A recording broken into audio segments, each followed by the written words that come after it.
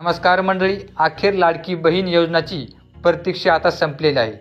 लाभार्थ्यांच्या खात्यामध्ये 3,000 रुपये जमा होण्यास सुरुवात झालेली आहे. आमच्याकडे तर नुकतेच हे 3,000 रुपये खात्यामध्ये जमा झाले आहेत. काही अशा प्रकारचा आमचा मेसेज आलेला आहे. तर तुम्ही स्क्रीनवरती पाहू शकता की हा मेसेज आम्हाला आलेला आहे.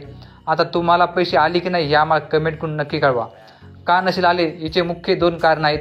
पहिलं कारण म्हणजे की तुमचं बँक खातं आधारशी लिंक नसेल. हो, तुमचं बँक खातं आधारशी लिंक नसेल तर तुम्हाला या योजनेअंतर्गत पैसे दिले जाणार नाही. तर लवकरात लवकर तुमचं आधारशी लिंक आहे की नाही हे चेक करून घ्या. तसेच दुसरं कारण म्हणजे की आता नुकतेच वाटप सुरू झाले आहेत.